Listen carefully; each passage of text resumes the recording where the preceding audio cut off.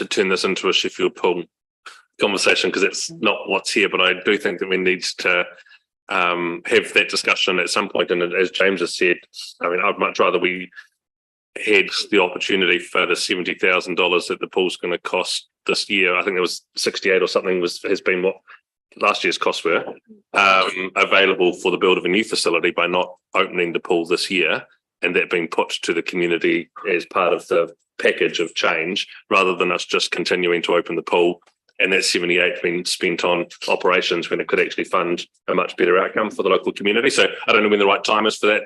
James, you'll need to tell us timing wise, because you'll be gearing up thinking about the time ahead, but keen for yourself, Bob, and Denise to lead us through how that conversation might come about, if there's appetite from the councillors to think about doing things a wee bit differently.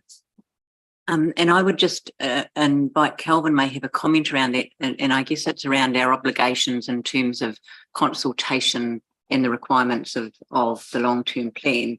So my understanding was that the process of closing of a pool is would trigger a requirement for consultation, and so timing is an issue in terms of stopping that. But Kelvin, do you have anything to add to that?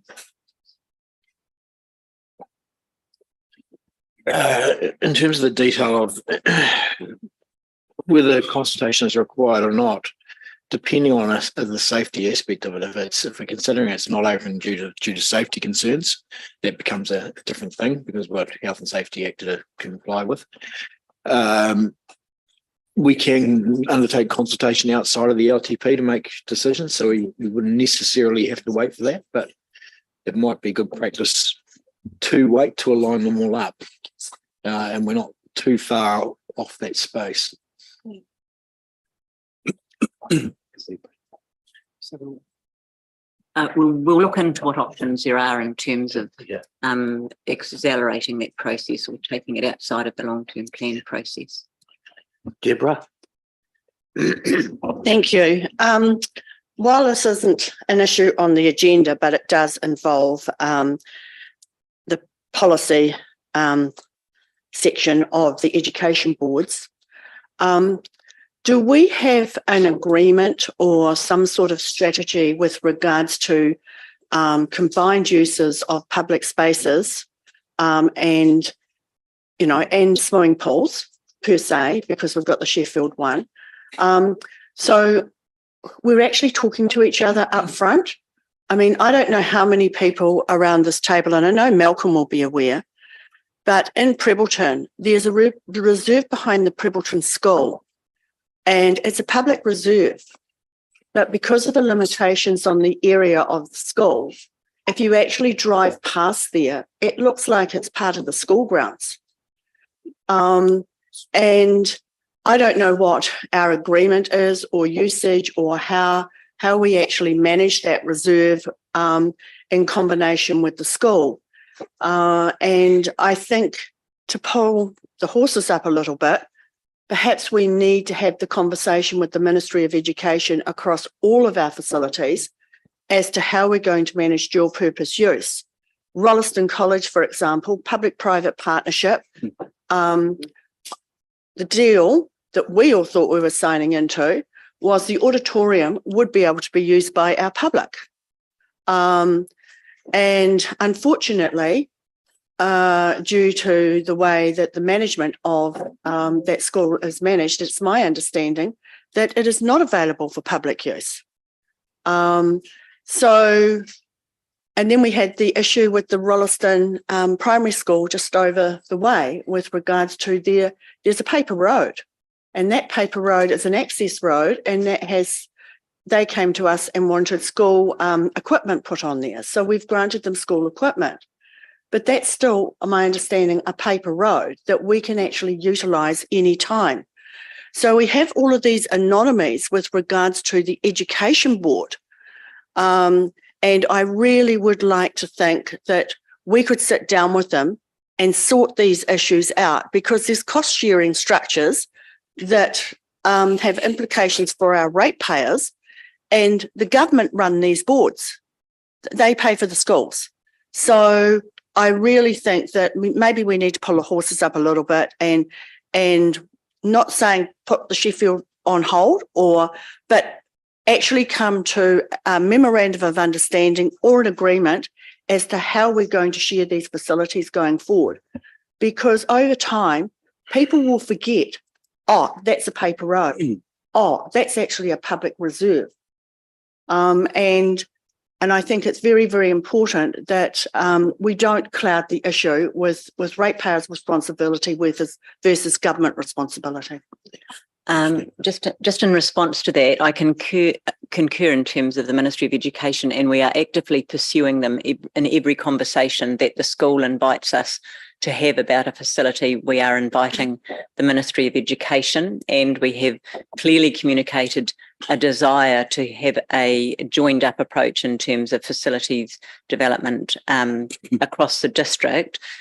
And in the recent times, we've had such conversations that have included the Ministry of Education in regards to Ellesmere College, Rolleston College, Sheffield and Darfield College. So we are actively engaging the Ministry of Education in those conversations, so not limiting it to the school.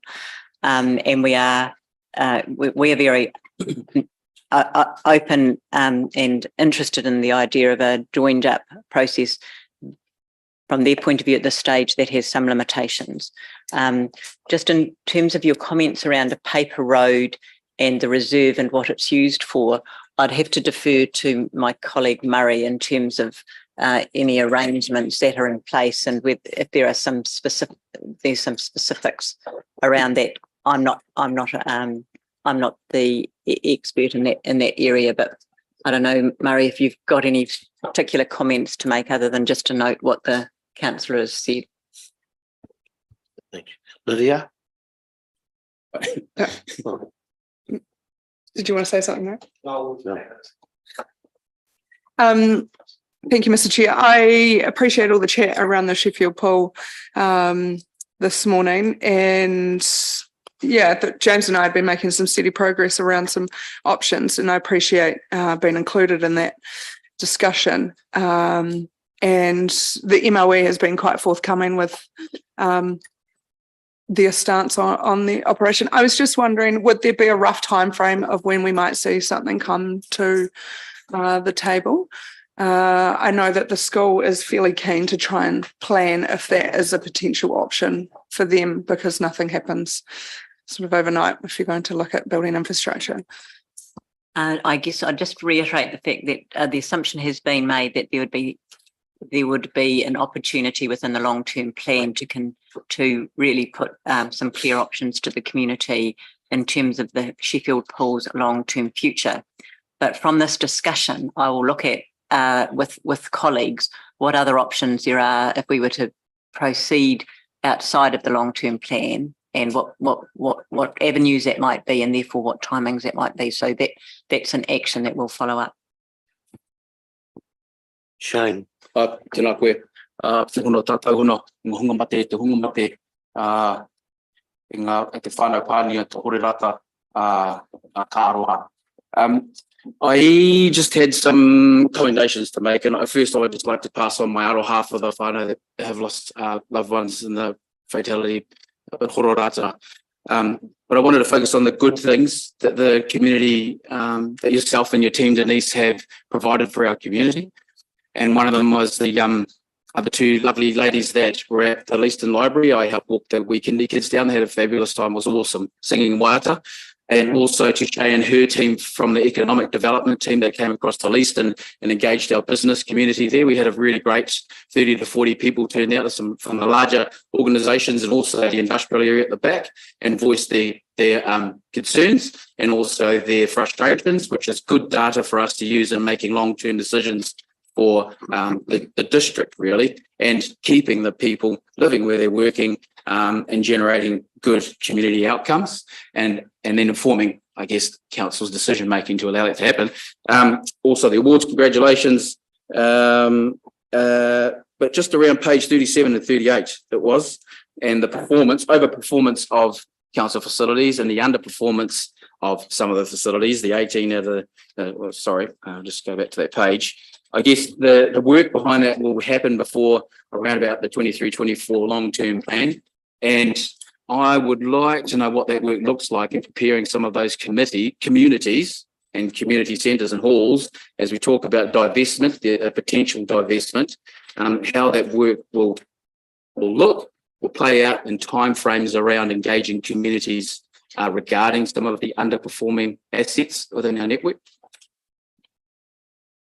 Okay, just in terms of response to that, note your recommendations and I'll certainly pass them on to the staff and they'll be chuffed to hear that, I'm sure.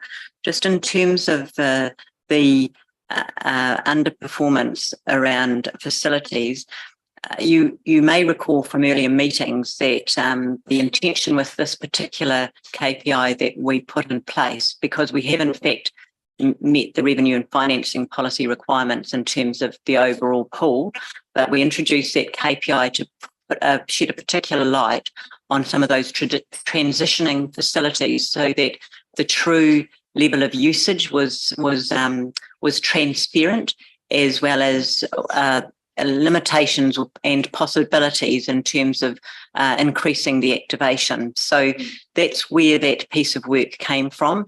Ginny, in her role with the venues and events team, is currently putting together a paper that will come to council or the committee as part of the fees and charges work going forward. That creates I guess categories around facilities and expectations of their financial performance. And it will have particular reference to the facilities network plan and those that are scheduled for divestment, and which we will monitor in relation to that the practicalities of their future utilisation, future use, or future divestment in a much more conscious way, so that that there's complete visibility over the fact that they are scheduled for divestment, and we are monitoring their performance to see whether or not that's consistent with the facilities network plan.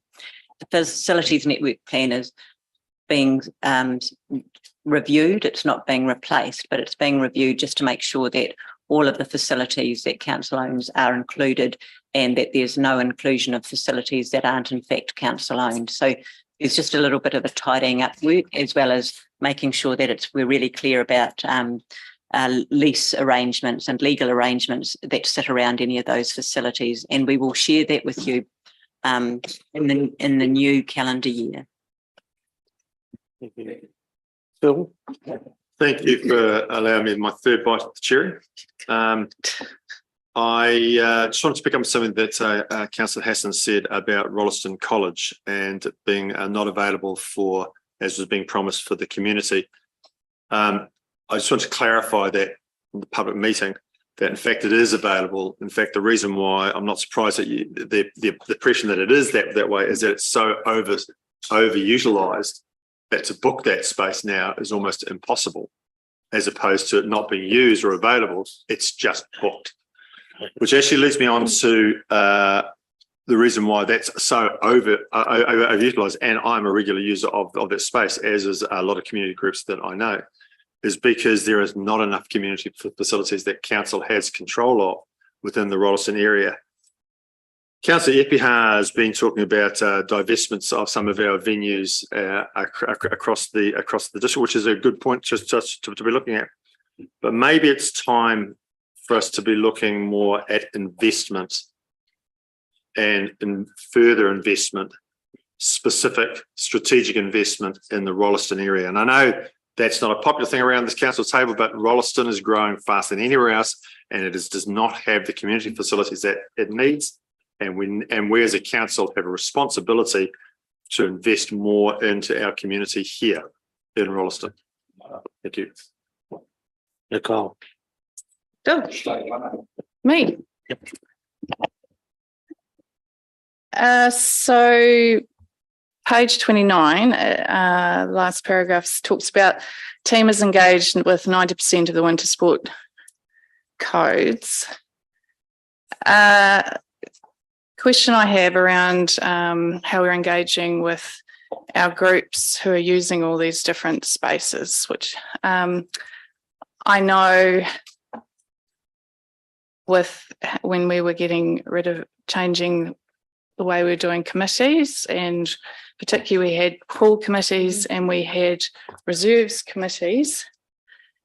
It could be debated whether the people who were on those committees represented some of those groups. So it's my understanding back then that we made a commitment that we would regularly, or at fixed times, consult with all these different user groups. Now I'm just wanting to know what is happening in that regard. I mean, I can see that one thing there. Is it actually a formal time when we're meeting them, or is it just done on an ad hoc basis? Because I just want to ensure that actually we are capturing these groups. Otherwise, we just know better than what we were, the situation that we had in the past. So just to clarify, you're talking specifically about sports clubs? It is particularly about sports clubs because, I mean, obviously the ones who are booking our halls and stuff, it's easier to speak to them, but specifically about this. So what, if it's okay with you, I might, and when James speaks to the play, active recreation and sports strategy, to specifically talk about the engagement and the plan of engagement going forward with sports clubs. No, that's good, because I actually read that before I read this part of the report, and I saw that we were looking at engaging, but this is where it's come back to what have we been doing up until now, because there has been a space of time since when those committees have gone. Thank you. Okay. Grant. I find myself in an unusual position talking about revenue for sports for our community centres, and actually just pausing for a moment to consider why we build these things. And what I'm seeing in my local community now is we've got beautiful new facilities, and we've got groups that are starting to actively look elsewhere because of perceived costs to operate within our facilities. So they're going to, pub rooms and golf clubs and other places. And if we get fixated on revenue, what will happen is that if we want more revenue, we'll probably increase the prices, which will decrease the demand. And it's a sort of a never-ending hamster wheel. I thought we built these things for people to use them. And so the charge we put into them has to be modest enough that it encourages use. And some of this, as Nicole has said, has been driven by our change to professional management from volunteerism, because the reality is there's a cost to that. And having professional people drive there and open it up and shut it down and all those things. But that move to professionalism has had unintended consequences of driving down demand in some places. And I guess I can't believe I'm saying this, but anyway, social revenue. Yeah.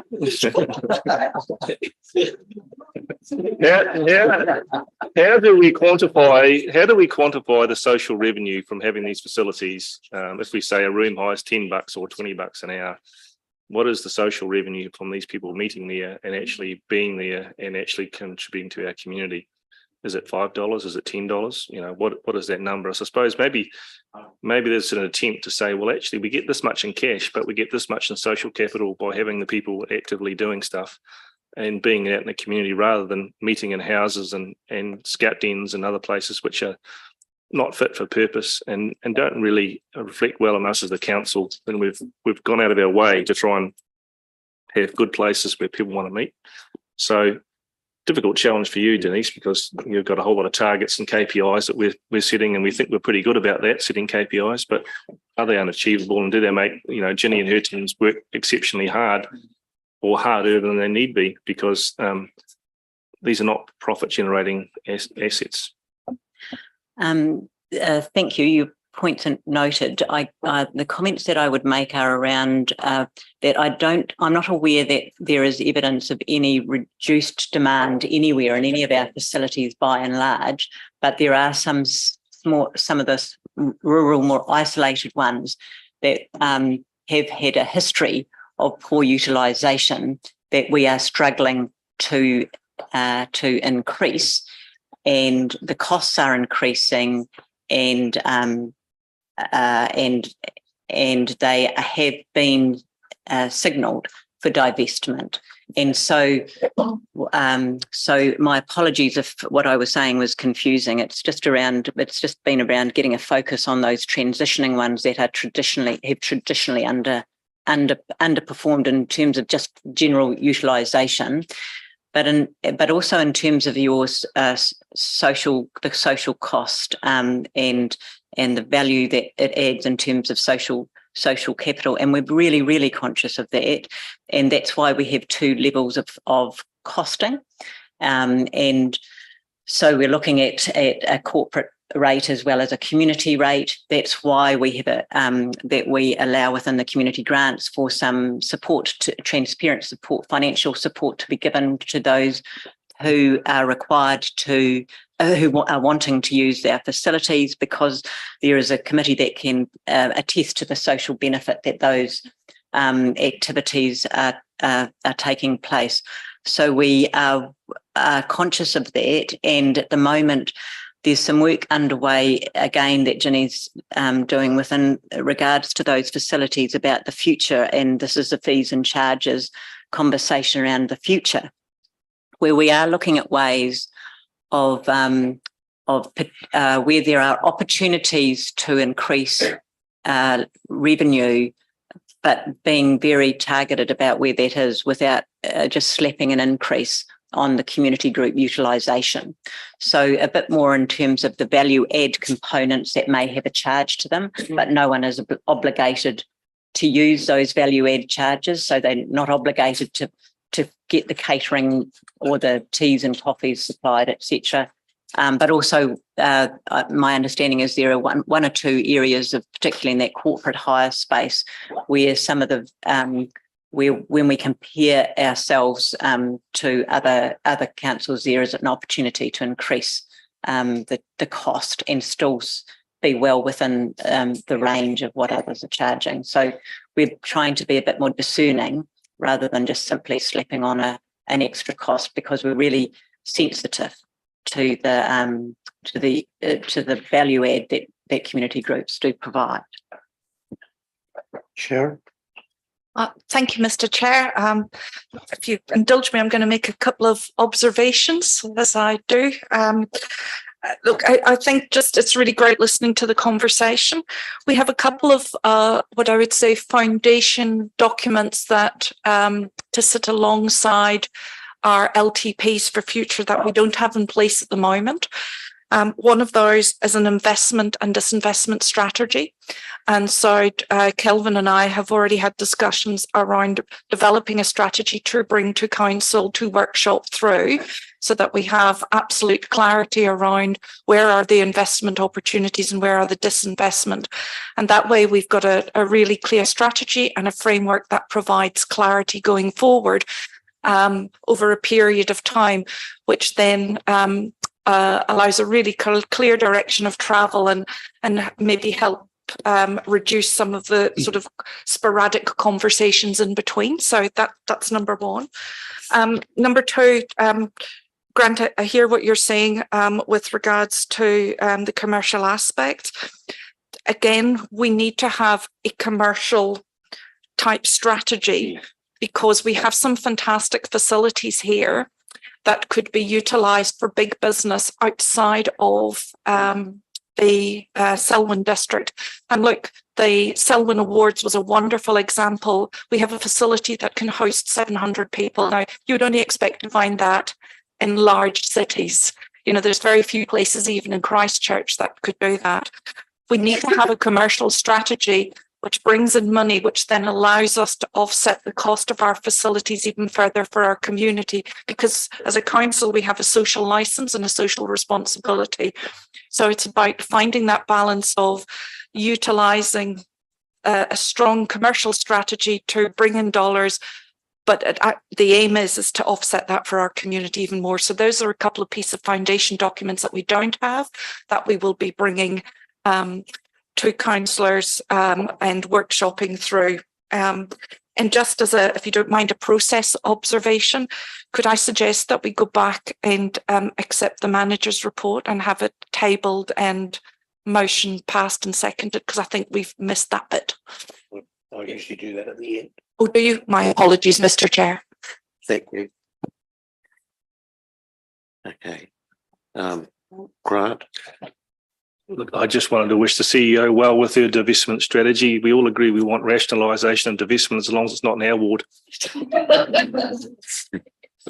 Shane, Tihe Māori ora tēnā koe, te pau o te mai te hui hiki ngā tuihui tuamiri tēnā koe.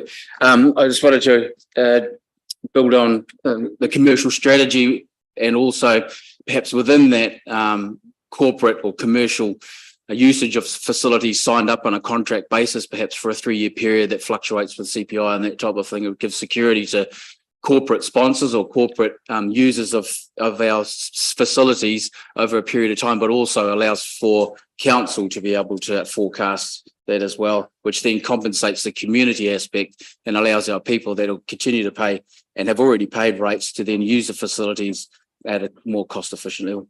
Kia ora. thank you, Shane. Do I have a mover and seconder for that? Shane and Sophie. All those in favour? Against? Carried. Thank you. We'll do the youth action plan now, and I'd like Claire to come up to the table. Thank you.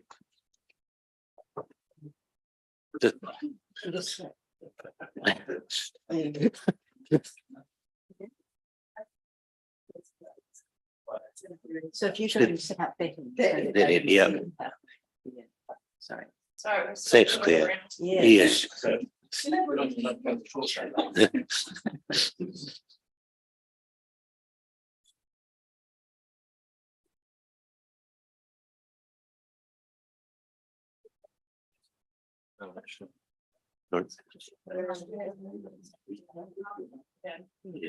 we've moved to second last one. Nice, so we're joining the next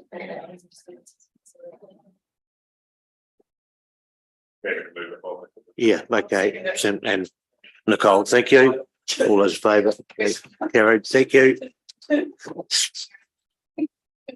you. Okay, yes.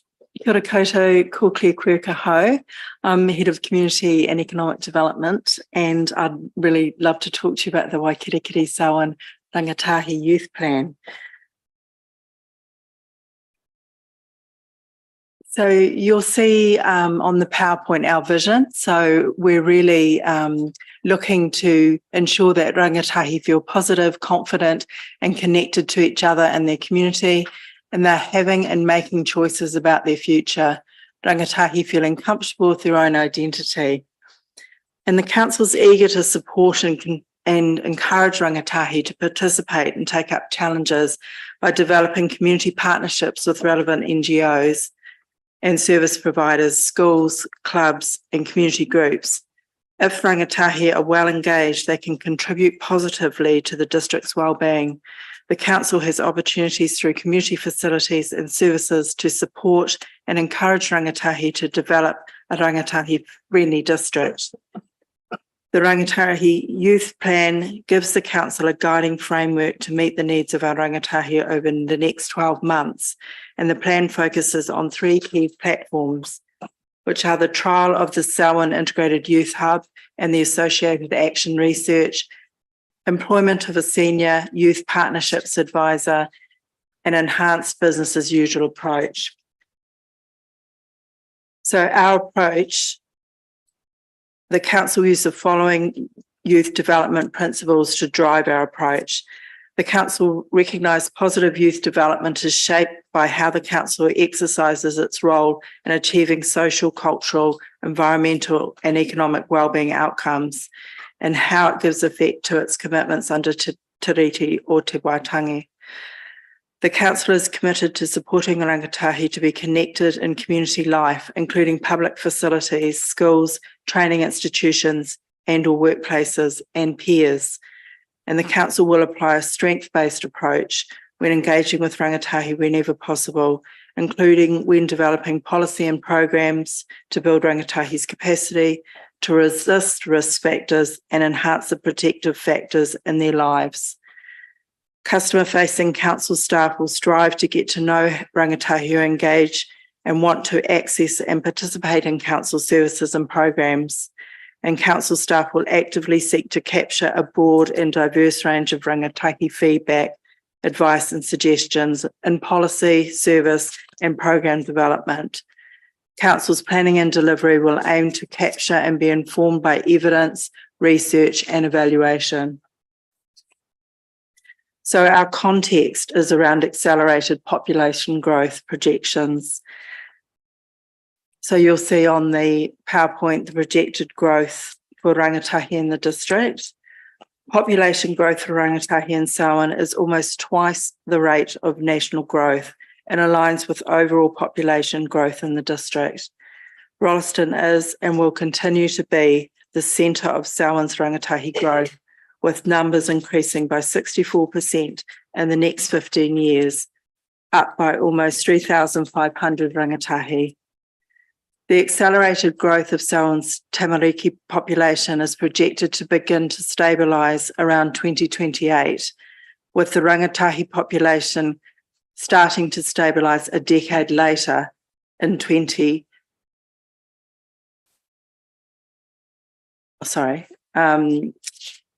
the growth bubble means that seeing more rangatahi going about their daily lives in the community will be the norm rather than a temporary anomaly. The council needs to plan for the growth bubble so we can serve rangatahi needs well and activate and facilitate opportunities for them to live hopeful and positive lives. Our context. Council spaces are some of the only safe, warm places for rangatahi to engage in community and connect with peers. These spaces include community centres, the Samhain Sports Centre, pools and libraries. Poor public transport and the rural nature of the district also limits rangatahi access to gathering places across Greater Christchurch. In addition, rangatahi-focused support organisations and services have had difficulties sustainably operating in the district, previously due to supply and demand. This will be addressed through the trial of the Youth Hub, which incorporates a range of health, education and wellbeing services. This presents Council with a unique opportunity to enable the development of rangatahi-friendly communities with welcoming, inclusive and accessible spaces and services that encourage positive engagement and connections. There are some unique events that are impacting the lives of our rangatahi. Samhain's youth are experiencing the long-term impacts from the Canterbury earthquakes, the mosque attack and the COVID pandemic. The psychosocial impact of collective trauma events such as these can persist beyond a decade after the events and resolution of the disruptive aftermath, so there are longer term impacts. In the case of Canterbury, households relocated to Samhain after their homes in Christchurch were red zoned. The district's current rangatahi were the babies and young children at the time of these collective trauma events.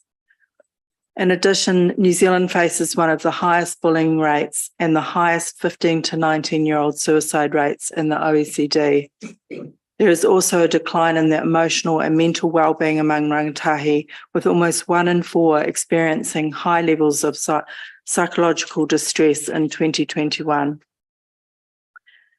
There are some public concerns about rangatahi behaviour in Samhain. Most rangatahi in the district behave appropriately and participate well in community spaces, places and activities. Council is aware that some customers, particularly at the pools and at Te Araatia, have expressed concerns about behaviour with some people. Given the increase in our rangatahi population, it is inevitable there will also be an increase in issues with behaviour. However, the number of incidents we're seeing is proportionate with the population growth. The Council has an important role in balancing the typically negative media stories about rangatahi by promoting Samhain as a good place for rangatahi and their families to live. There are many examples of positive engagement and participation by rangatahi which highlights the vitality and energy they bring to the district. The police are good partners in supporting the management of rangatahi behaviour where other methods have failed, and the council has a very small number of rangatahi trespass orders in place.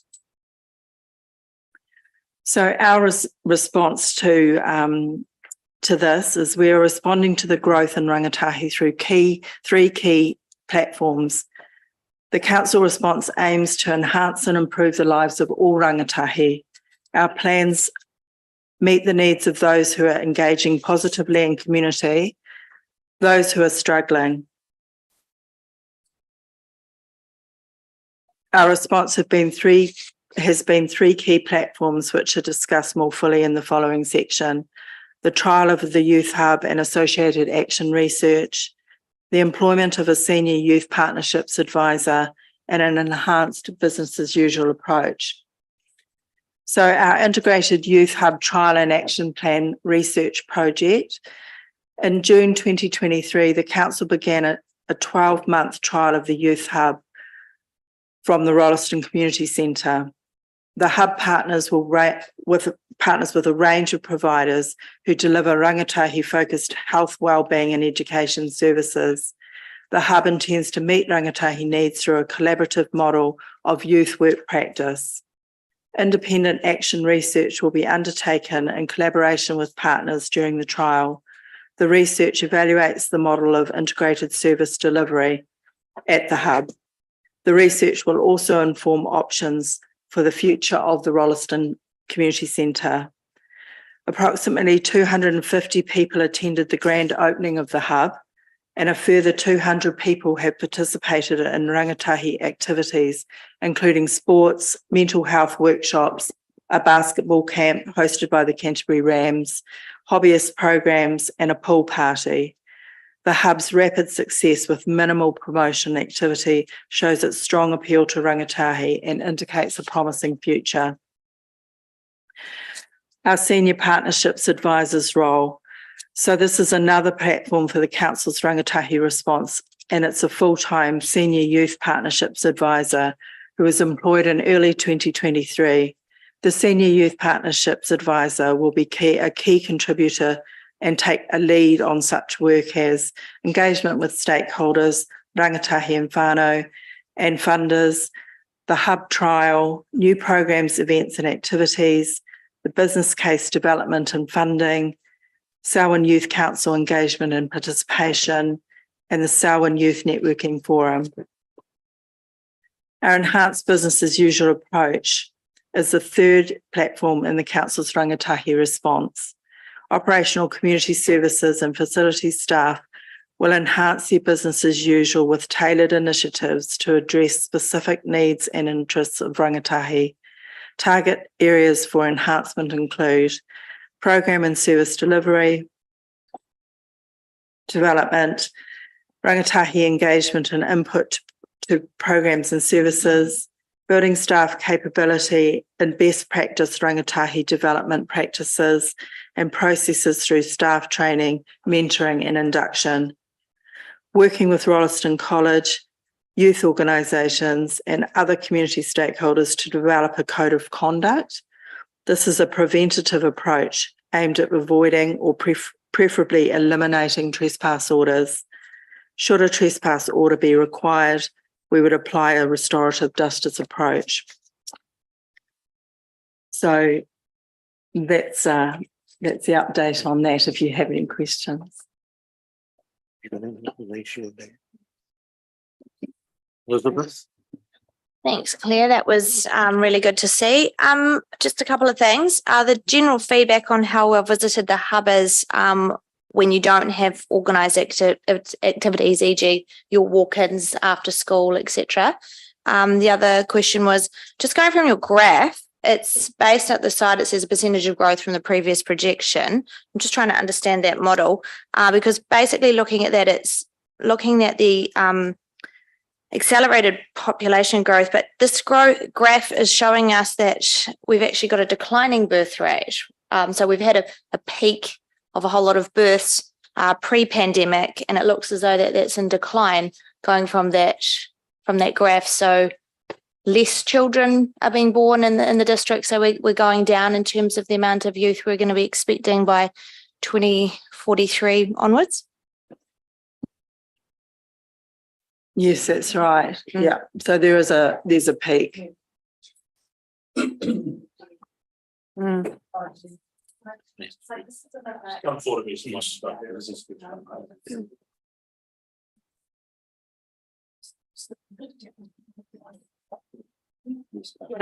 My name is Jenny and I'm the community policy analyst. So this graph isn't about birth rate, it's about the growth of different age ranges. So with rangatahi youth, we're looking at the 10 to 14, 15 to 19 and 20 to 24. So what you're seeing now is even if the birth rate's lowering now, and I haven't had a look at that information, but you've got all of the kids under sort of 10, 12 years, which are moving into the teenage years.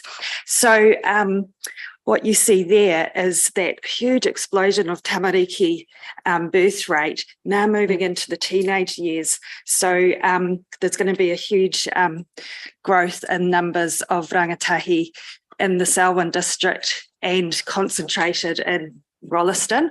So that means that you're going to see far more youth, and it's going to be normal to see youth, and that the lens will need to be put on over planning facilities and services which are inclusive and accessible for youth. Does that sort of answer any questions? Yeah, but just so the 2028 is the peak, and then we go down from there is what it's showing. So the 2028 That's still positive. So what we've seen with the tamariki is the 2028, they kind of all start jumping into the rangatahi population. So the rangatahi will be up until 2038. So that's where your huge growth will continue up until that rate. And then it kind of stabilizes a bit. So what that means for councillors and Selwyn District Council is there's going to have to be some real key thinking about how to cater for this youth bubble and how to really gear up staff and facilities to cater for that. Kia ora. Deborah? Sorry.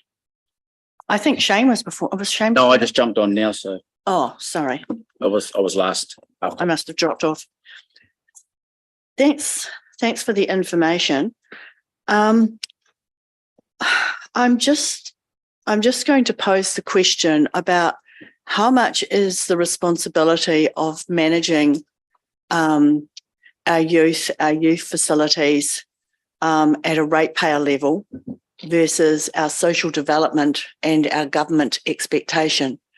And are we actually picking up any slack from the social development area from central government with regards to, some of the initiatives that maybe we are looking at taking on? And the reason why I'm asking this is because it is my understanding that on a percentage basis at central government level, for every dollar we collect to put in, they may have $9 to put in. So I'm just conscious of the fact that once again, it's understanding that partnership arrangement about central government overloading our ratepayers with that disparity of the dollar in actually providing, facilities, activities.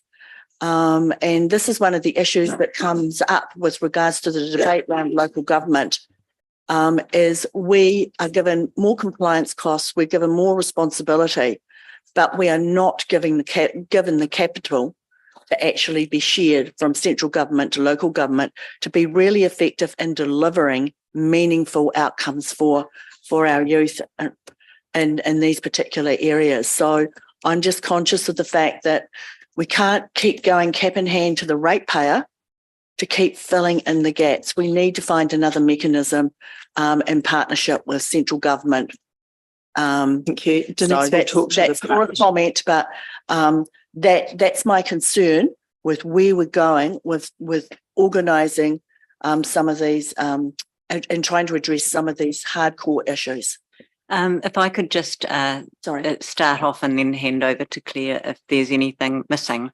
You're absolutely right. There is a clear role for central government in terms of investment in rangatahi across Selwyn. And it is our experience from recent communications that there is a limited visibility of central government over the youth, the numbers and some of the issues. And it wasn't that long ago that I wrote to every central government agency and asked them if they could provide us with some numbers in terms of those contracts that they had with NGOs and what numbers they were delivering in terms of services to Selwyn, and they could not tell us. So they have no visibility from a systems data perspective. And so there's some work underway that certainly the chief executive is going to be leading in terms of the public sector officials' engagement and getting them to have an increased presence and focus on Selwyn as a district. And as part of the Heartlands piece of work, there's been a lot of relationship buildings with some of those central government agencies to invite them to be part of particularly this rangatahi trial. In terms of it is a fixed term role, the senior role that Claire talked about, because we do actually have to do some legwork around that in terms of starting to prepare funding, supporting the various providers to prepare funding applications and business cases. We think the Action Research Project will help them, that it will actually provide a compelling case, we hope, around the need for investment. And in fact, we've got the DIA coming out in 3 weeks' time with a bunch of central government and philanthropic funders to talk about collaborative funding investment into the collaborative initiative that is the Integrated Youth Hub. And so we're going to really put the asset on that. And you're quite right. We don't see ourselves as council having a specific role in terms. We're certainly not youth workers and we're certainly not social workers, but we need to be good hosts. Maybe. And young people are a really important part of our population. And it would be fair to say that in some areas of our service and program delivery, we are more familiar with other age groups, and we've got to get more familiar with this age group in terms of making sure that they have the same level of access that some of the families with young children and older people and other groups have access to in terms of our service delivery. So the points that you make are valid, but we don't see ourselves as moving into that space. But we do have to do a bit of work in mobilising government to pay attention and to get involved a bit more in some of the philanthropic funders. Is there anything you'd want to add to that, Claire? No, I mean, I guess having those supports out in Selwyn also helps to reduce things like vandalism and, helps to, build pride in the district and young people seeing themselves as the future of the district and really feeling like they have a sense of place here, and that has all sorts of long-term benefits in terms of people's behaviour and their respect for others and all of those things. Sophie? Kia ora, and kia ora koutou everybody else who's here today. I had notes that you basically just covered some of what I was going to say, so I'll leave most of that off.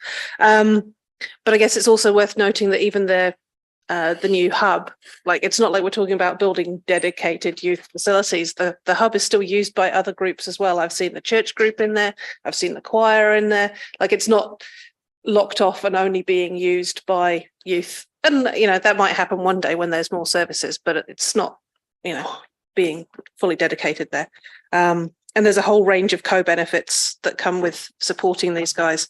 And it was interesting there was the first youth network forum the other day as well, which was really interesting. I couldn't stay for the whole thing, but that literally showed just how many agencies are coming in to work on this action plan and how they can collaborate and hopefully fund different things to make it happen. It's more of a facilitation type thing. Like, we can see that it's not going to happen unless we actively do something to make it happen. Therefore, let's put that in place and let them run with, the main part of the actual funding and the delivery. We've just got to make it so that it's possible. The question I was going to ask was around, if I totally appreciate that there's an awful lot of teenagers in Rolleston. I have one.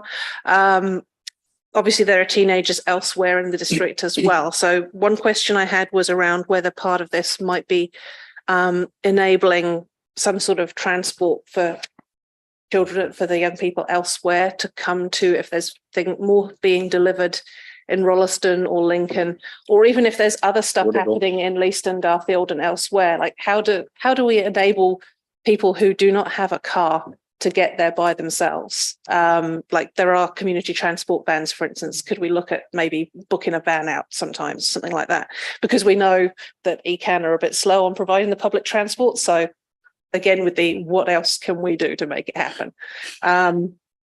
And in terms of, there was, I can't remember where I got the note. I was just wondering around the youth engagement. If there's I feel like sometimes our engagement with youth so far is often related to what we as council want to know from them.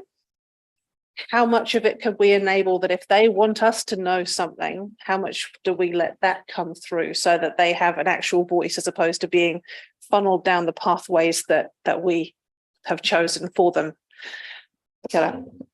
Thank you. Certainly with the Youth Council, we've been through a really big transition in the last few years where we've really tried to build the diversity and reach of those young people. And so what we're finding increasingly, they have 6 consultations that they are involved with throughout the year, and they're choosing which ones they want to do. And we're getting much more traction in terms of how they speak to young people in their networks and how they reach out to others who may not normally participate in a council-led project. So we're really working on that through the Youth Council and hoping that we can try to continue to build networks with young people, as well as those that come into our facilities and use our programs and all of those things. Just in terms of transport, and there have been some quite active conversations specifically with the schools in terms of how can we help. So this is about the fact that there are 4 principals have all signed up to being a collaborative partner within that integrated youth hub. And so we have a keen desire to see those schools make the most of the integrated youth hub, and have had conversations with each of those principals around how can we make this happen, what can we do in terms of supporting that transportation. It would be fair to say that's a difficult conversation, and we are continuing to encourage it. And similarly, there have been some early conversations with some of those community transport groups around what capacity might they have and what limitations might that have, so that we can start to explore that a bit more actively. Shane. Thank you, Mr. Chair. Pai ana kōrero o te rā, te rangatahi ora. Peak growth is in 2028, so I'm glad that Sam, Koramatua Sam, took the initiative early to create something like this, because then we can start planning for that peak period of time so that we have an infrastructure and a community in place to be able to support our young people when it gets to that stage. And Sophie's pointed out the rural aspect as well. I kept thinking, te whāreki, weaving all the threads together, it's all the same thing. It's about health and vitality and supporting our communities. And te whatu ora, te aka whai ora have now finished their mahi. So perhaps in the rural space, there's opportunity to work with te whatu ora to bring in rangatahi from outlying areas for health, order checks, health checks, but also then have access to the facilities here locally. So there's a way of intertwining all of that together to achieve the same purpose. Deborah's kōrero around clear roles and responsibilities and being careful, as we've seen in the biodiversity space, to not over but certainly to lead in that space, which is often and is always the case. I kept thinking, awesome, we've got the Pres in the room, we've got Sam, the local government NZ president in the room. So here's your opportunity to also advocate on not only this district's behalf, but all of the councils throughout Aotearoa in the same space to lead and provide the same level of service. We've spoken about infrastructure and, we've had the kōrero in the past around cultural reflection and I have always firmly believed Te Ao Māori is the right tikanga for that to happen. Through mana whenua, we need whare wānanga for our young people, so that when we trespass with aroha, and it's not you're never coming in here again, but actually this is the pathway you take, and this is the whakapapa that you learn, so that you realise that your space you're in is actually a living space, te ara atea. So there's the Te Ao Māori worldview that's so linked and we're so intertwined. And if we're te tiriti o Waitangi, then actually that's the right path and we will get there. And I think we will be the leaders in that space by 2028. That's what I would hope to see. I think I've covered it all, hopefully. Yeah, kia ora. Thank you. Grant. Hi, Claire. I was just wondering, you talked about needing more infrastructure, and I wasn't sure whether it was hard or social infrastructure, but have you, in your work so far, identified any sort of glaring holes where you see, gee, we need that here, or, we need this and so on? I wish I could tell the councillors. Is there something there that you've seen?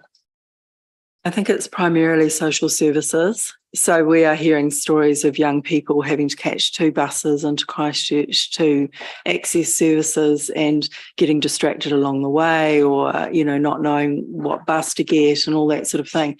So it's definitely bringing those social services out to Selwyn, and by enabling them to see the need, respond to the need and apply for funding to address that in future. That's the strongest thing I'm seeing. And certainly health and all of those things that are around wellbeing for young people, the fact that they need things to do. I mean, programming and being able to go to things after school when mum and dad are still commuting at 6 o'clock sometimes, and they're on their own with their friends and they don't know what to do with themselves. Those sorts of things, providing environments where they're welcome and able to do things that they're interested in. And we have that fantastic youth space in the town centre that we are activating and looking at activating more. So I think that's those are the main things, and young people having options and being able to kind of take the right path, because most young people want to do the right thing, and if they're given that option, they'll do that. So providing those resources. Thanks. It's a really good answer, and it probably gives us some options, particularly about either we need better transport going one way or better services here, or a combination of both. But just as an observation, you've identified a bubble here, but we've also got a huge bubble at the other end. Will that be another work program that you'd be looking at? Yeah. Okay. Nicole.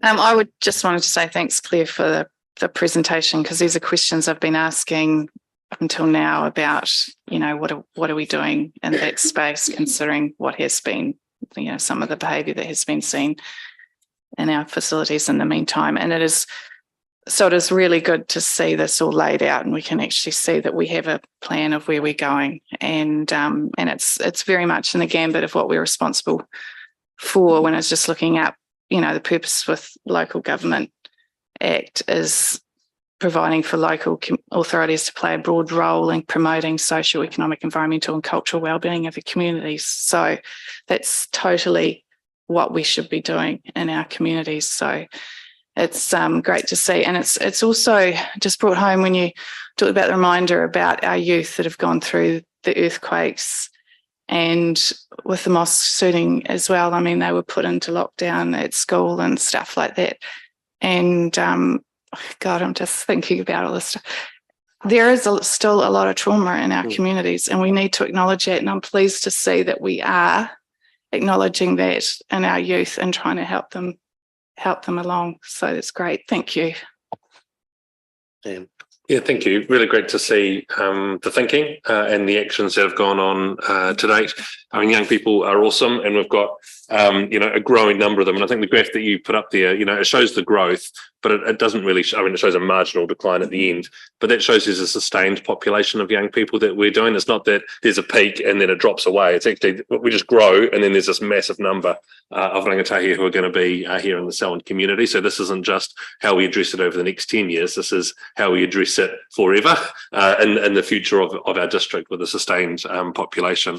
I'm really glad to see the principles of youth development being sort of the guide here. There's been so much work that the government through the Ministry of Youth Development has done to try and support as a country what we do for our young people. So keen that we lean on the expertise that's already around us. And thinking about how that also matches, there's a Canterbury Youth Workers Collective who's done a whole lot of thinking in this space about how we partner with them. A lot of what Selwyn has focused on has been around jobs and training for our population. So keen to think about how that works out for young people as well.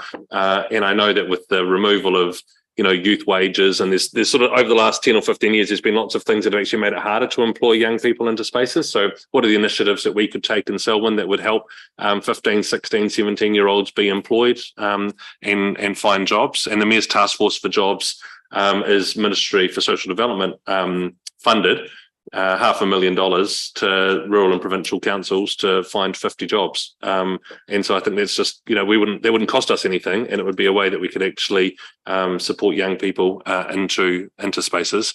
I think a lot of this is about how we work with others in our community, and I don't think that finding options to bus people to Christchurch is the right answer for us. If I think back about the way we wanted to address wastewater wasn't let's create a bigger pipe to send it to Christchurch. Like if there's something that's happening here in Selwyn, we need to think about how we address it here in Selwyn, and we need to do the same for our young people, and recognise that Christchurch is only 20 minutes down the road and some things might only be there, but what should actually be here in our community and what should we try and have here in our Selwyn community, because it's only 15 minutes from Rolleston. It's certainly not 15 minutes from Darfield or Leeston or Springfield or Southbridge, and the further you go, the harder it is to access that stuff. So we need to have it some place-based answers for young people right across our district.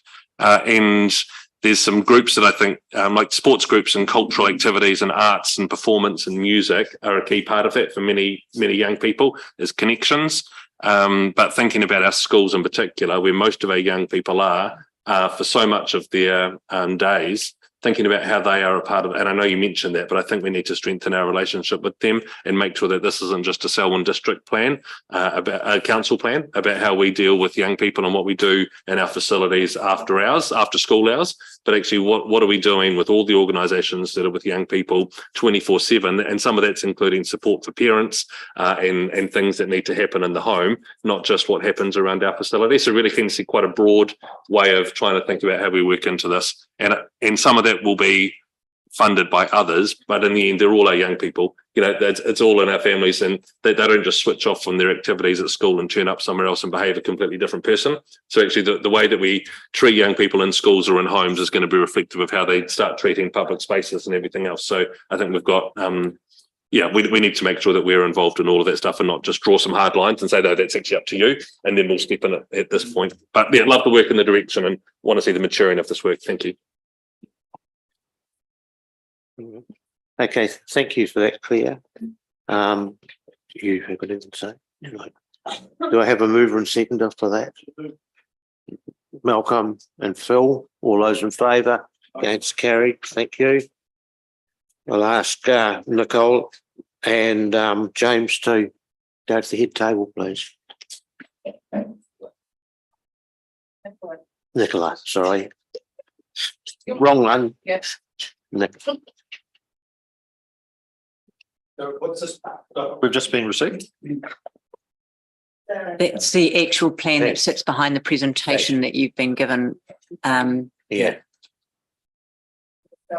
So Claire has highlighted it through the presentation. Yeah. And so this is just the document itself. Yeah. I just wondering why we didn't get this before the meeting. Would have been a good thing to get. It was just a rush.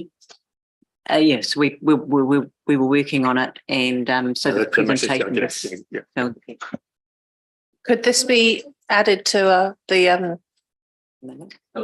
diligent as well, or something to include it in the record? Thank you.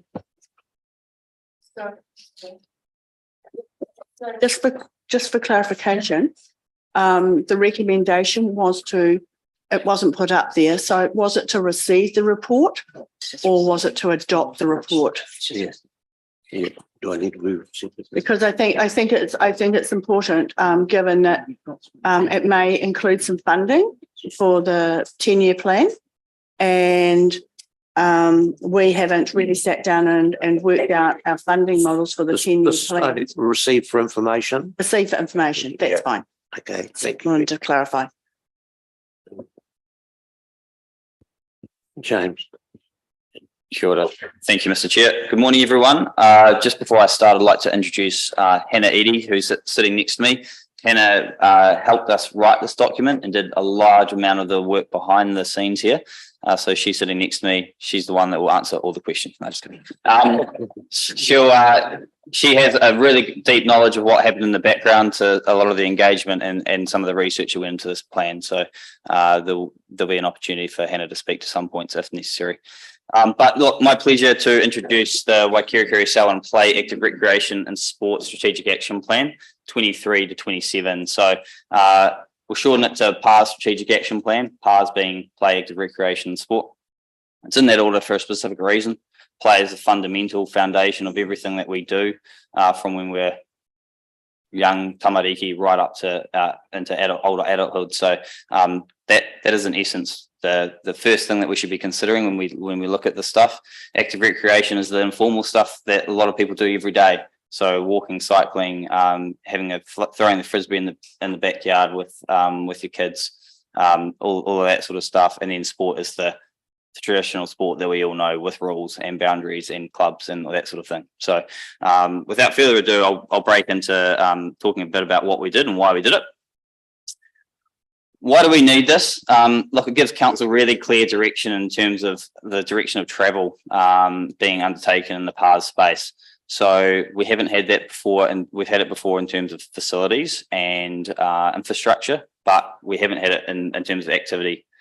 Although it's internally driven, it does give our stakeholders a really clear understanding of exactly what council is looking at doing in the next 3 years in this area.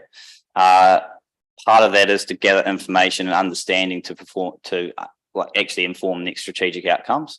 So because we haven't been engaging in relationships for long periods of time in this space, it's been quite hard to really drill down into it. So, and that was part of what we found as we started working on this plan, is that we actually don't have a wealth of information in this area. We wanted to identify barriers, concerns and issues for council to work through with stakeholders.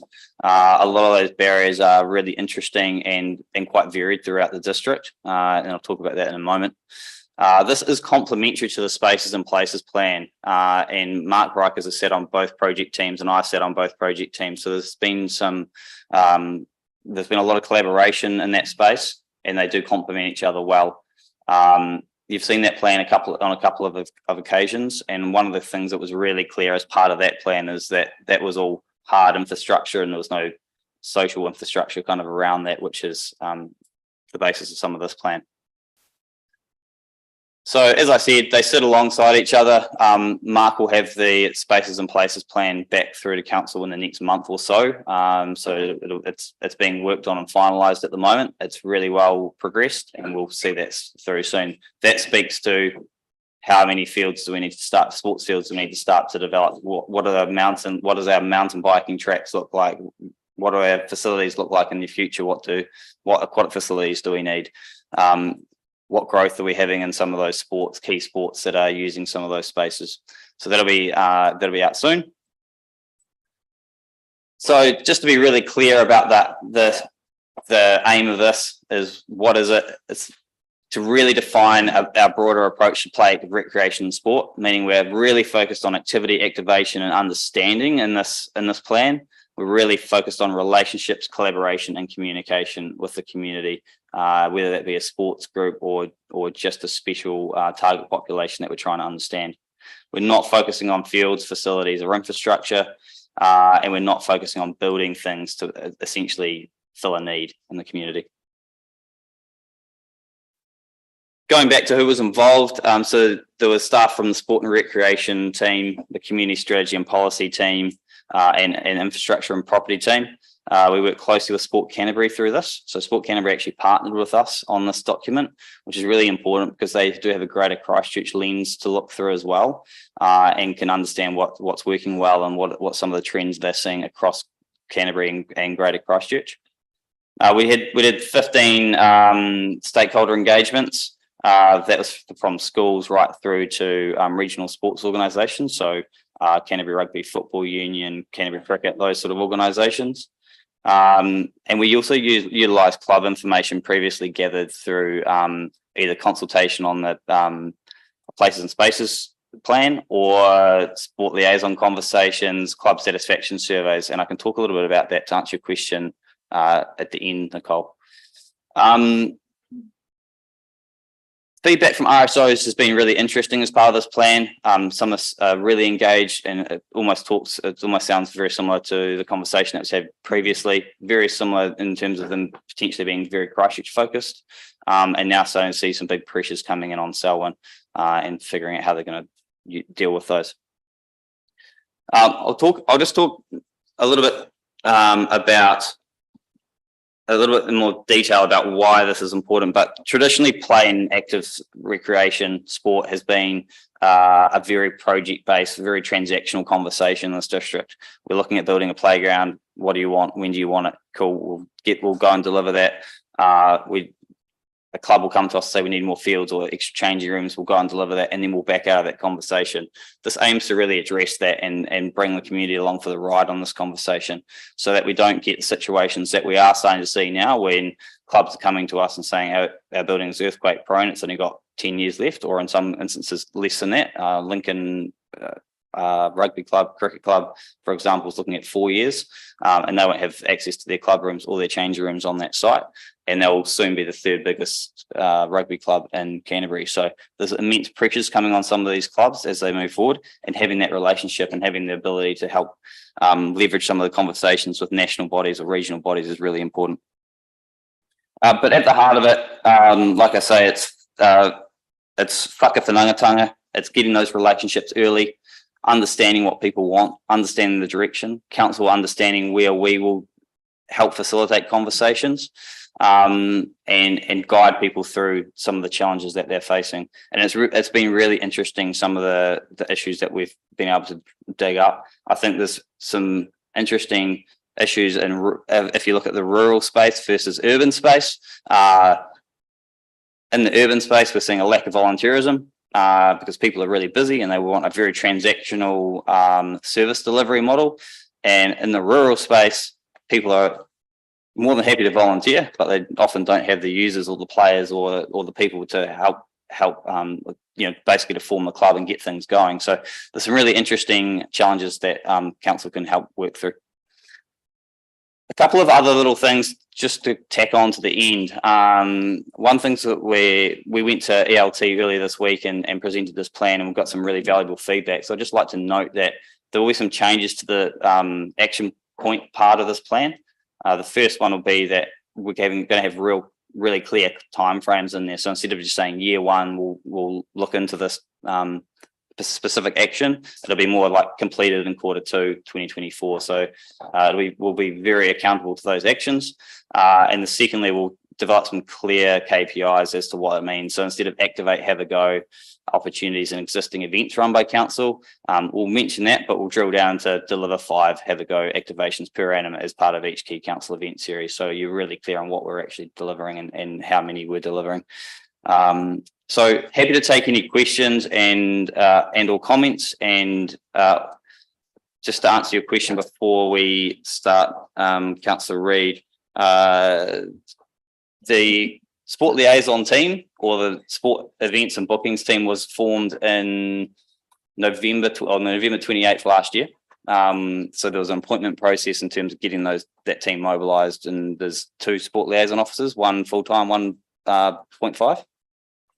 They have specific points and specific sports and specific relationships that they hold. In the winter, We've only been able to do one engagement generally with clubs, although if they've asked for more, we've done more.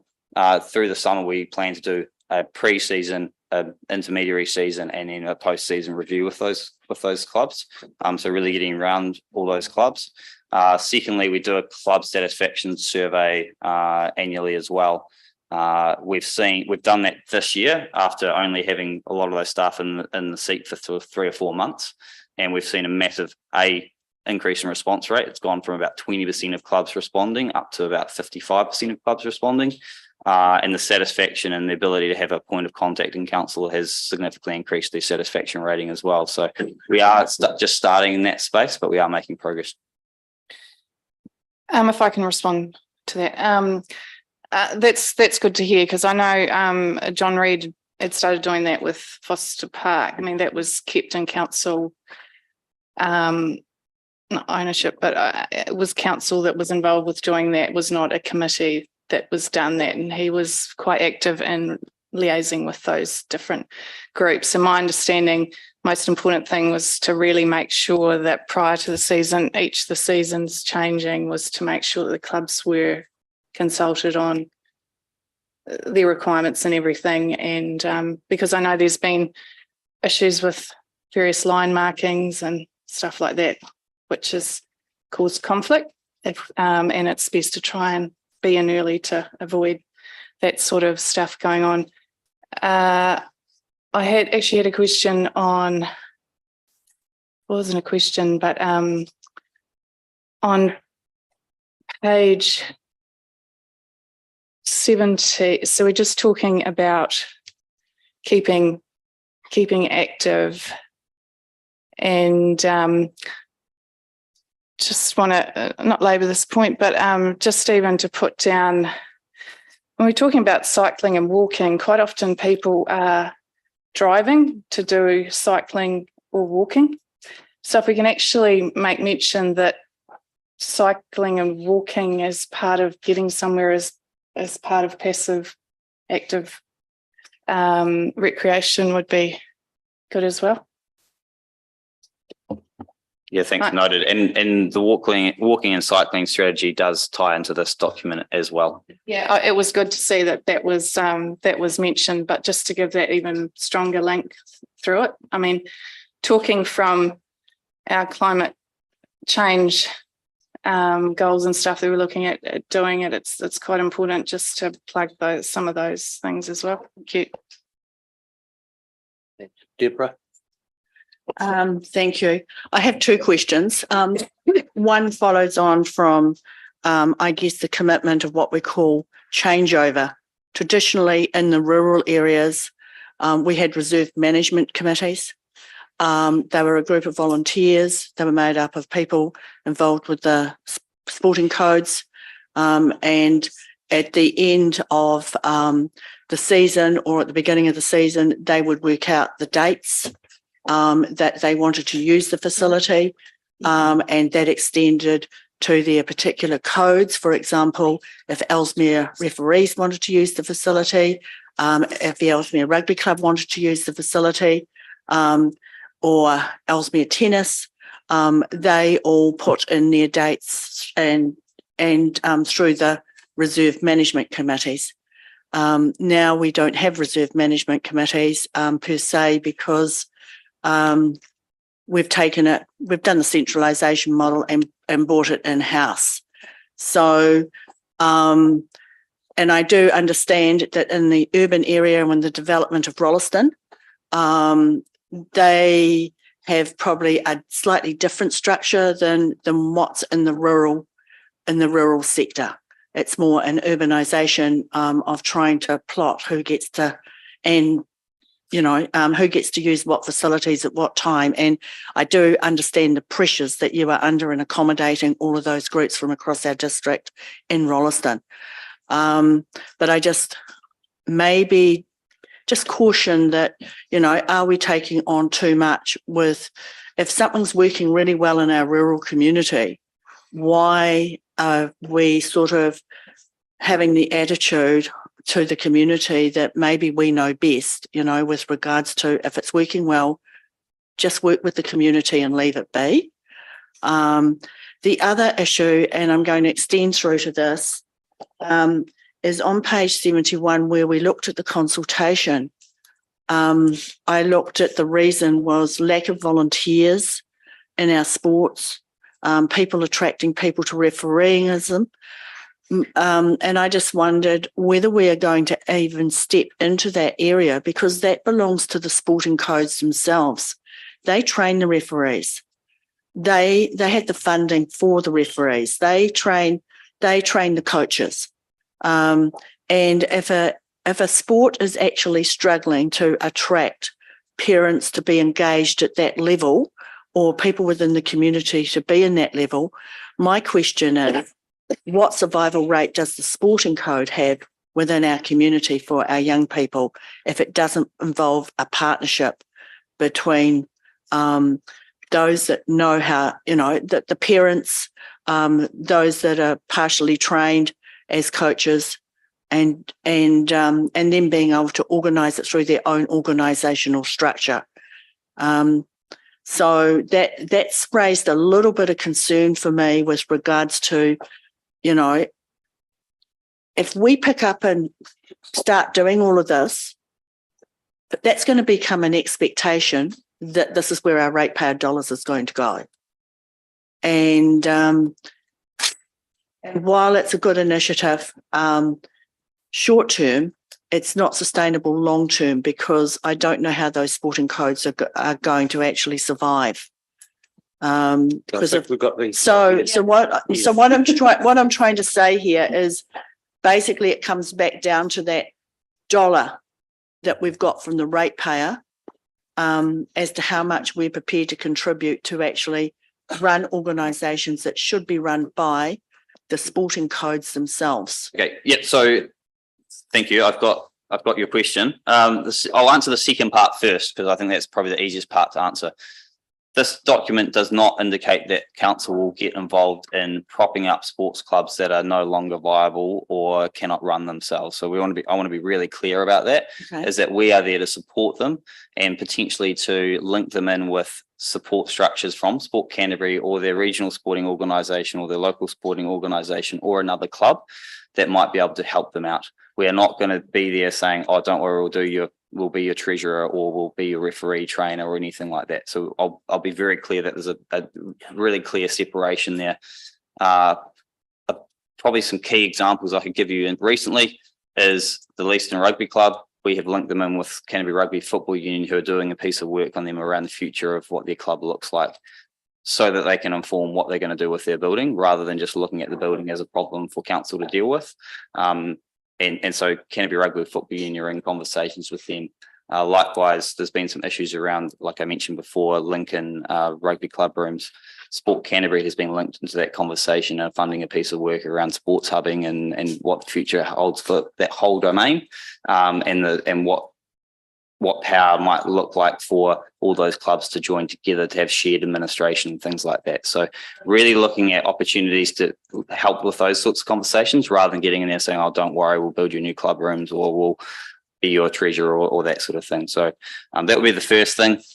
The second thing, in the rural space, we're certainly not going in there and saying you're doing it all wrong. You can't use the fields in this way. You must use them this way now.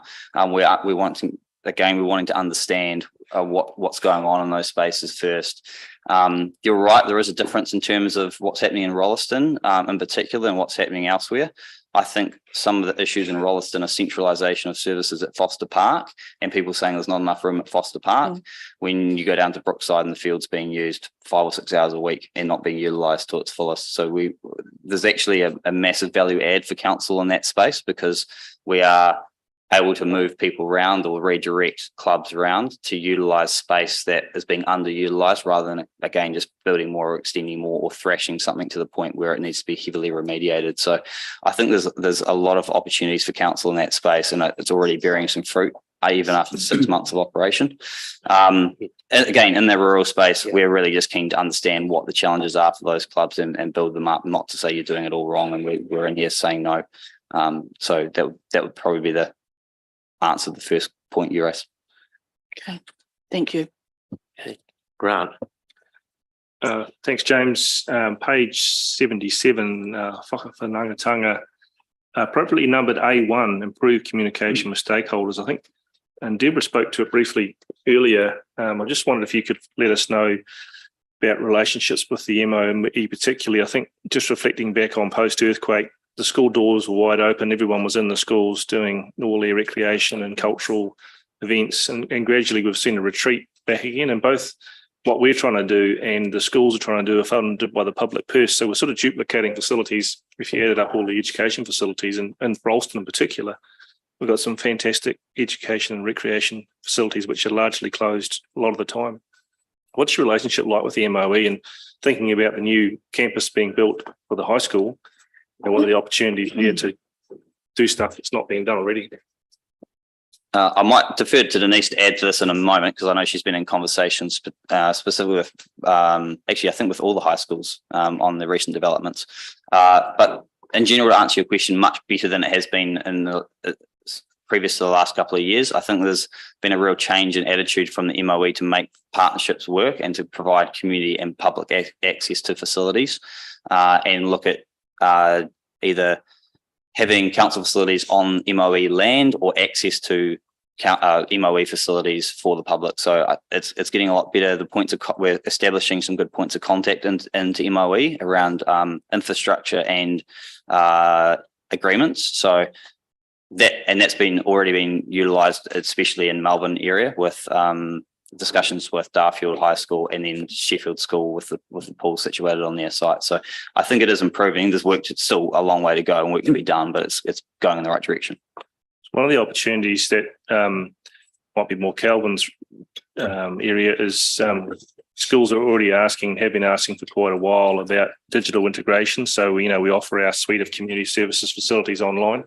If there's school halls and sports courts and things that they're keen to hire out for increasing their revenue base, and we could clip a commission or whatever on by the booking service. But if we could integrate our digital offer to include those properties, that would be really appreciated. I'll just add to what James has said in terms of the fact that we have been actively engaged in those conversations. And as James said, they are positive. And if I think of recent conversations around Darfield and Ellesmere, the Ministry of Education is happy to stay at the table, and that's a start. They're not prepared to commit, and that is their prerogative. And we are actively exploring different opportunities that we haven't necessarily tabled or considered previously. So we're starting to build relationships in that space. And I think, as I referred to earlier, the work that we're embarking upon with the Public Services Commissioner and the priorities that the CE has given in terms of that leadership group, and the invitation that's been extended to them to come out and to actually meet with us in Selwyn and for us to do a presentation, will certainly include that opportunity. And so progress is being made, and we absolutely recognise it as a huge opportunity for the district. Bill. Thank you, Mr. Chairman. I have thank you for the considerable document. There's a lot of work that's gone into it, and obviously over a great deal of time together preceding this council. My question is, there's so much in there that I want to make sure that I get it right and understand it and know what's covered in it. You probably know it's heading. Does this document include the performing arts? No. Then I have no further questions.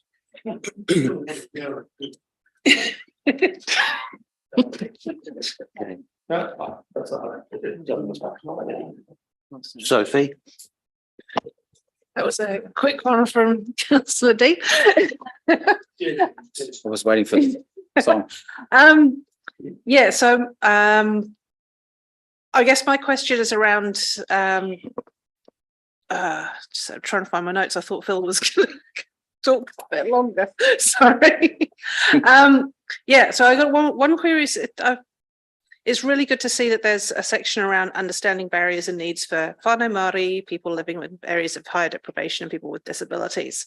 I guess my question is, how long mainly because there's a much larger budget allocated to rural outreach, youth specific, women and girls. So I'm wondering how much time are we planning to spend on figuring out what these other groups need? And then when do we actually start activating things for them as well? Because it looks almost like a 3 to 10 year plan, but there's only the mention of understanding barriers and not about activating. That was the first question. The second one was around, it's really good to see that there's a budget around looking into climate change mitigation and adaptation. And I'm wondering whether talking to sports clubs about transport is one of those projects that's within that. Thank you. Yeah, thank you. So I think there's a couple of things on the climate change part, and I really can't answer the question because we haven't done enough work into it. But some of it will be signalling actually, if you're using it in this domain now or the sports field now, you might not be using it in 10 or 15 years because of water table rise or the lack of drainage or that sort of thing. And have again forming that relationship early, having that conversation early so they know where we're heading. Transport is certainly another one, again, with talking about that centralisation of a lot of the sports clubs into Foster Park, where people are travelling from far and wide into that. So this probably sits more on Mark's plan, but looking more at that hub and spoke model of what can we deliver locally in some areas as well. So to touch on your second point, I think we have done a pretty poor job in the past of our relationship with local iwi in this area. I don't think we understand what they want. I think there's a large period of time we need to look at forming that relationship, getting their wants and needs, understanding what that is, before we can work forward in any way, shape or form. So that might take a period of time for us to even get in and form that relationship. So we'll leverage some of the relationships we already have, but I think that'll be potentially a bit of a slower process because we're starting at zero, or if not behind in some areas. Shane? Thank you, Mr. Chair. Tēnā koe, Sophie. Tēnā kōrua, James. Kia ora. Thank you very much, Sophie, for that kōrero, because I think engagement is good, but reflection is better within the infrastructure. So I just wanted to say great work. Great to see Tā Mason Drew's whare tapa whā, mātauranga in there, and also working alongside mana whenua to establish a better strategy that incorporates, like you say, whakawhanaungatanga through the strategy, but also importantly needs to be reflected in the infrastructure and the development of it so that the places are seen. The report, and you've spoken to clubs, and I want to use the Leaston club as an example. I think both reports actually working simultaneously offer an opportunity to work with communities and clubs as you've identified the operational expenditure becomes harder, and the clubs being set up in the first place to focus on the sport, that then is the opportunity for council to transition some of these clubs through that, identify what their core root purpose is, but to make it a just and right transition, using the Leaston rugby clubs as an example again. So yeah, I think a timeline.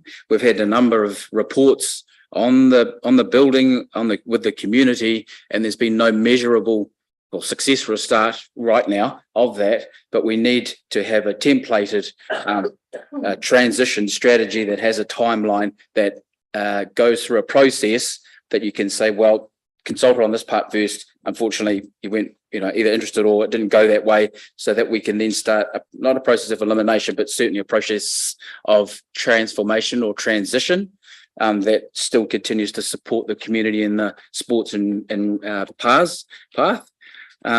So where was I going to with that? The cost. So the cost here and the recommendations on the start of the report of $415,000. I think if this is just for information at the moment, I think the cost would be easier to explain to communities, especially the clubs, like the Leaston Club, for example, if there was outcomes that supported their future transition and or future growth into that. And I think, I certainly would support the cost of that if it showed the timeline, the measurements, and the transition towards it. So thank you very much for the mahi that's gone into this report. Thank you very much to the team. So I do really thank you and look forward to the progression of this. Kia ora.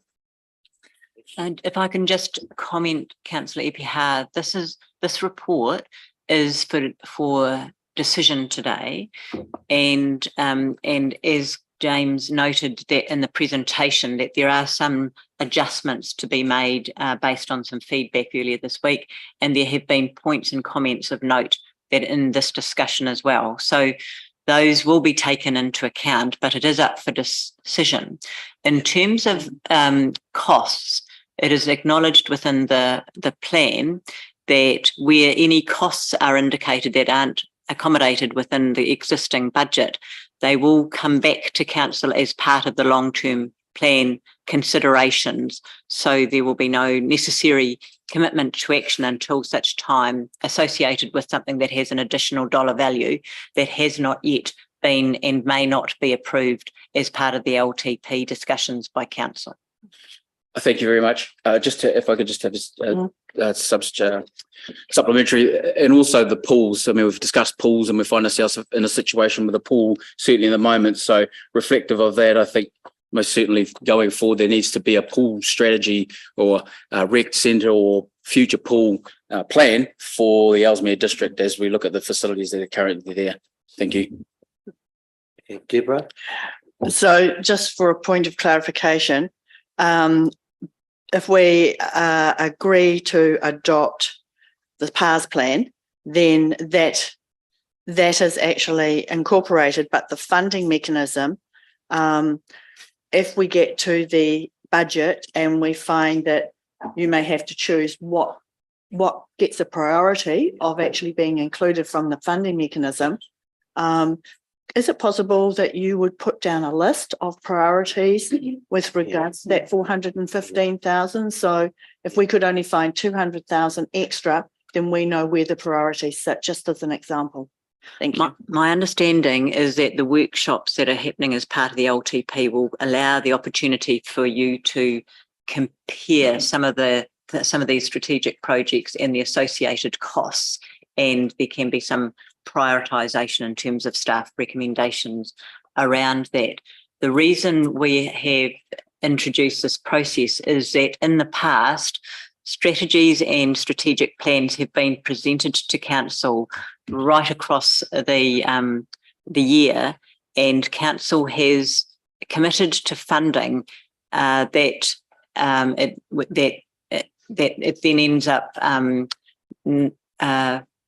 being committed to at the point of an LTP process. So rather than waiting until the LTP process to table all of the strategies, what we've tried to do here is to identify that some of this direction of travel that's been signalled and some of these specific activities can be done within our existing budget expectations. There are some costs that will be subject to LTP deliberations. Grant. In the same vein, Denise, just thinking about the Rangatahi paper and the youth advisor role, is that being catered for within existing budgets, or are we being asked today to approve additional budget? In terms of that, there's no additional budget requirements, and that fixed term role is utilising external funding, including significant contributions from the Heartlands funding. Bill. I just wanted to just clarify what we are going to be voting on shortly. Section 2 and recommendation 2 and 3. 2 is that the Community Services Committee agrees to the actions contained within the plan, subject to the decision of the long-term plan. And the last one is around the funding overflow that you've just been talking about. Shouldn't we be considering all that things there as part of the LTP as a whole, as opposed to, isn't this just trying to get into the LTP by stealth? And maybe we as a governance group, we should need to say, actually hold fire on that. We need to consider all the LTP funding at the same time, as opposed to piecemeal, like this one's coming up now, maybe some will come up later. These all come at the same. Certainly no problems with the first one. I think the past document is an absolutely spectacular document, but that is in fact what we're trying to do, Councillor Dean. In the past, it could be argued that we did by stealth, bringing strategies with dollars that were being approved outside of an LTP or an annual plan process was actually doing it by stealth. What we're trying to do is not stop the work the thinking work and the planning work that needs to happen around strategic plans. So there's when we do that thinking work, there's quite a bit of activity that can take place within our existing budget, that it's just shaping the direction of travel and councils approving that direction of travel. But it is noted when there are some costs that do need to be compared to other costs. There's commitments, there's other costs to be considered as part of the heritage plan that's also been previously approved by council, but also some of those costs are subject to the LTP process. So you do, in fact, that's exactly what we're trying to do, is to give you the opportunity to view the different strategic priorities as part of the LTP process. So we're not just doing it. So we are not doing it by So stealth. I'll paraphrase that into something I might understand. What you're saying is that you're giving us advance warning that this will be coming up as an LTP consideration. Yes, but we are asking your advice to agree we are asking you to agree the direction of travel, and that everything within the existing budget is in fact the direction of travel you want to go. It's gone in my mind. In my mind, from being this side to this side. So appreciate that. Yeah. At this stage, would someone move that we move over the 2 hours? Sam and Nicole, that we move. All those in favour that we. No. Yeah. We'll move over the 2 hours. So is that okay with everyone? Okay. Okay. And no one else has got anything? No.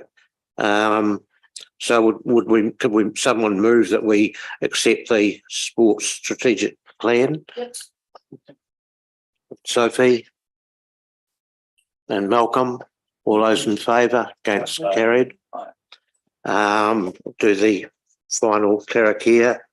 Unahia, tupoi, kia wata, kia watia, aku watia. Thank you. Thanks for your all being here.